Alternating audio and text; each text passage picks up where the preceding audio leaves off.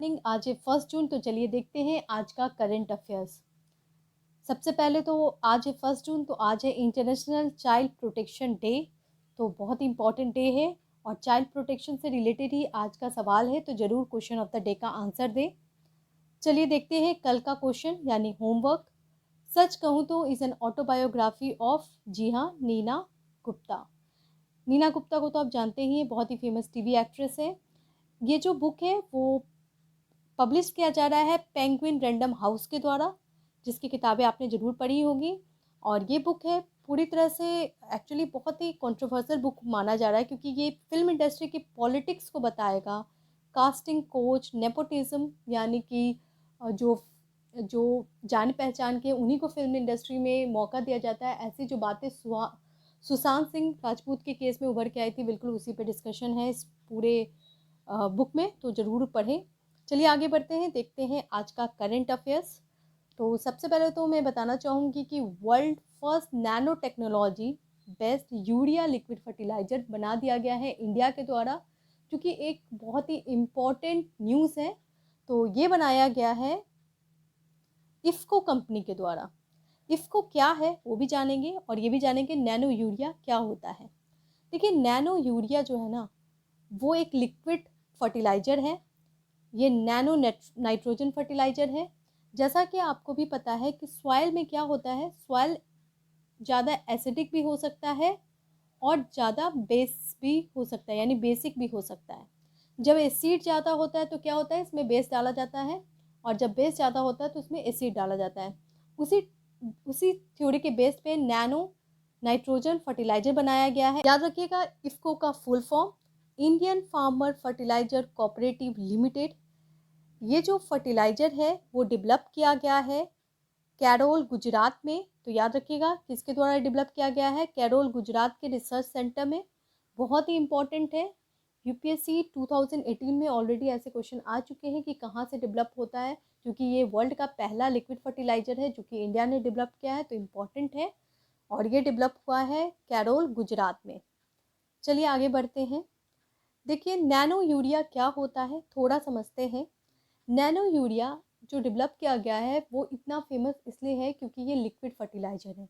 Generally जो fertilisers है वो सॉलिड फॉर्म में होते हैं, पाउडर के फॉर्म में होते हैं, और एक बैग फर्टिलाइज़र जितना डालना पड़ता है उसकी तुलना में केवल ये हाफ बोतल ही डालना पड़ेगा। तो इसका जो अमाउंट है वो कम है, इसीलिए सॉइल पे हार्मफुल इफेक्ट नहीं होगा। ये लिक्विड फॉर्म में है तो सॉइल यानी मिट्टी में ईजिली मिल जाएगा, डिज़ोल्व हो जाएगा, और सॉइल में ईजिली ऑब्जर्व हो जाएगा। इसके साइड इफ़ेक्ट बहुत ही कम है, इसलिए ये बहुत ही इम्पॉर्टेंट इन्वेंशन है। और साइंटिस्ट बहुत दिनों से लगे हुए थे कि फर्टिलाइज़र जो है बहुत ज़्यादा सॉइल को ख़राब कर रहा था, क्योंकि फार्मर को पता ही नहीं चलता कि कितना डालना है, ज़्यादा डालने से सॉइल ख़राब हो जाती है। तो इसी के लिए ये डेवलप किया गया है। नेक्स्ट क्वेश्चन है, बहुत इंपॉर्टेंट है। अभी हाल में 31st एशियन बॉक्सिंग चैम्पियनशिप हुआ है, आपको बताना है कहाँ। तो ये हुआ है यूएई, दुबई में। याद रखिएगा, दुबई के यूएई में हुआ है ये, दुबई में हुआ है ये। बहुत इंपॉर्टेंट है एशियन बॉक्सिंग चैम्पियनशिप, और ये ऐतिहासिक है क्योंकि ये पहली बार मेन और वीमेन दोनों ही इसमें पार्टिसिपेट कर रहे हैं। मेन और वीमेन का दोनों साथ में हो रहा है कंपटीशन, ठीक है। इसमें इंडिया का क्या है, तो इंडिया ने 13 मेडल जीता है और साथ में 2 गोल्ड जीता है। 2 गोल्ड किस में जीता है, तो बहुत ही यूनिक सी बात है, एक गोल्ड लड़की ने जीता, एक गोल्ड लड़के ने जीता है। देखिए, Pooja Rani boxing championship under 75 KG women category में जीती है गोल्ड, और साथ में संजीत ने जीता है 91 केजी कैटेगरी में गोल्ड। इन्होंने बहुत ही कमाल दिखाया है क्योंकि इन्होंने हराया है एक प्लेयर को जिन्होंने रियो ओलंपिक में चैंपियन थे, और वो प्लेयर थे कजाकिस्तान के। तो याद रखिएगा इन्होंने किसे हराया है, तो कजाकिस्तान के प्लेयर को हराया है संजीत ने, कितने, 91 केजी कैटेगरी में। क्वेश्चन नंबर 3 पे आते हैं। अभी हाल में स्टेट गवर्नमेंट ने लॉन्च किया है उड़ान स्कीम, स्टेट गवर्नमेंट का है। वो स्कीम के अंतर्गत फ्री सैनिटरी पैड दिया जाएगा। आपको बताना है कौन से राज्य में, तो ये राज्य है पंजाब। जी हाँ, पंजाब ने ये अनाउंस किया है, और ये अनाउंस किया गया है पंजाब के ministry of women and child development के द्वारा, जिसके अंतर्गत फ्री में सैनिटरी पैड स्कूल कॉलेजेस में प्रोवाइड की जाएगी, आंगनवाड़ी सेंटर में भी प्रोवाइड की जाएगी। क्वेश्चन नंबर 4 पे आते हैं, बहुत ही इंपॉर्टेंट क्वेश्चन है। नासा ने अभी हाल में वाटर बियर भेजने की बात की है इंटरनेशनल स्पेस स्टेशन में, ठीक है। कितने भेजे जा रहे हैं? तो वो भेजे जा रहे हैं 5000 वाटर बियर भेजने की बात चल रही है स्पेस एक्स फैल्कन 9 व्हीकल के द्वारा। स्पेस एक्स जो है एक बहुत ही रिनाउंड कंपनी है एलन मस्क की, वो कंपनी और नासा मिलकर भेज रही है। 5000 वाटर बियर क्या है, थोड़ा जानते हैं। देखिए, ये जो वाटर बियर है ना, ये अर्थ में एक ऐसा ऑर्गेनिज्म है जो कि पानी में भी रह सकता है और बहुत ज़्यादा ठंडे प्रदेश में भी रह सकता है और बहुत ज़्यादा गर्म प्रदेश में भी रह सकता है। तो ये काफ़ी एबल है सर्वाइव करने के लिए, इसलिए इसको भेजा जा रहा है स्पेस में, मार्स में भेजा जा रहा है और दूसरे प्लानट पे भेजा जाएगा ताकि स्टडी किया जाए कि लाइफ कैसे वहाँ पे एग्जिस्ट हो सकता है। बहुत इंपॉर्टेंट खबर है। और याद रखिएगा, ये जो वाटर बियर है वो सबसे स्ट्रॉन्ग एनिमल है जो कि गर्म और ठंडे जगह पे रह सकता है, इसलिए इसे भेजा जा रहा है। अच्छा, वर्ल्ड का सबसे सॉफ्ट एनिमल कौन है अर्थ का? वो है ह्यूमन। तभी तो ह्यूमन कोविड जैसे वायरस से ही दिक्कत हो गई है। क्वेश्चन नंबर 5 पे आते हैं। Horticulture cluster programme recently launch by, तो ये जो प्रोग्राम है वो लॉन्च किया गया है नरेंद्र सिंह तोमर के द्वारा, जो कि हमारे एग्रीकल्चर मिनिस्टर हैं। ये बहुत इंपॉर्टेंट प्रोग्राम है, इसलिए इसको डाला गया है।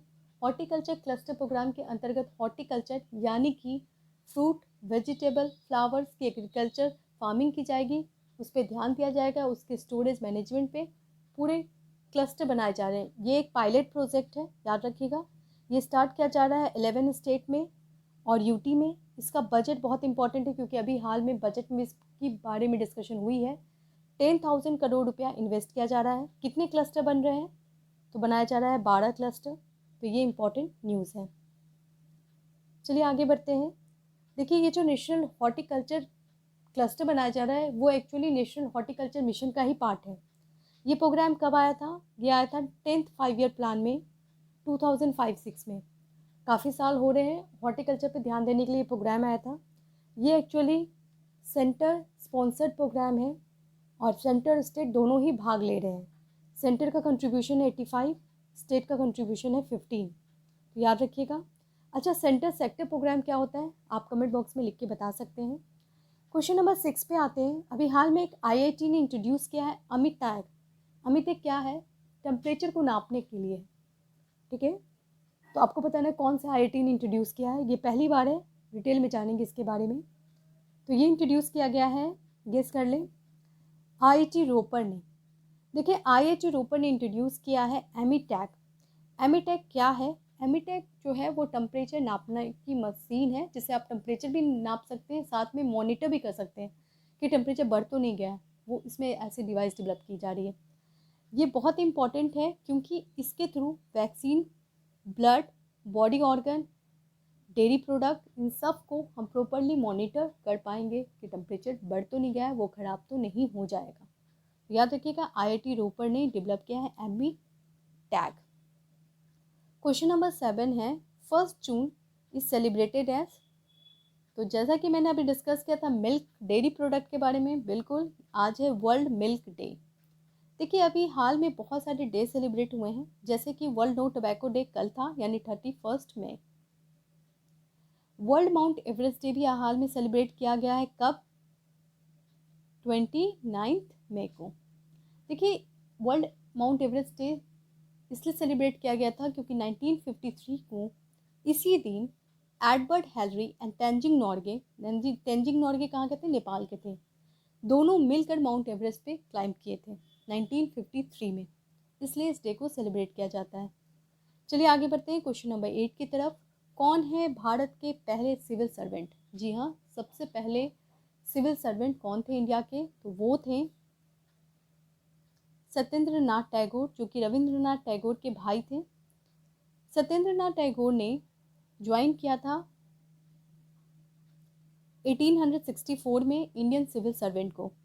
इनके बारे में डिटेल में जानिए कि एक्चुअली बहुत इंपॉर्टेंट पर्सनालिटी है, क्योंकि इन्होंने जब एग्ज़ाम दिया था ना उस टाइम ये एग्ज़ाम बहुत ही डिफ़िकल्ट था, ये एग्ज़ाम हुआ था लंदन में। उस टाइम इस एग्ज़ाम का एज क्राइटेरिया भी बहुत कम था, आज की तरह 31 ईयर्स नहीं था, उस टाइम बहुत कम था। तो उस टाइम क्लियर करना बहुत बड़ी बात थी, और ये है फर्स्ट इंडियन सिविल सर्वेंट। चलिए देखते हैं आज का सवाल। What amount of money will be given who turn 23 under PM Care Child Relief Scheme? PM Care Child Relief Scheme आया है, उसके अंतर्गत 23 ईयर्स होने तक कितने रुपए सरकार देगी? जल्दी से इसका आंसर दे दें। और फ्रेंड्स, पीडीएफ के लिए आप मेरे मेल आईडी पे मैसेज कर सकते हैं, मैं आपको भेज दूंगी। आप अपना मेल आईडी शेयर कर दें rashmi.sinha05@gmail.com, और या तो आप मेरे टेलीग्राम ग्रुप को ज्वाइन कर लें। और वीडियो अच्छा लगे तो प्लीज़ लाइक, शेयर और सब्सक्राइब करें। Thank you so much.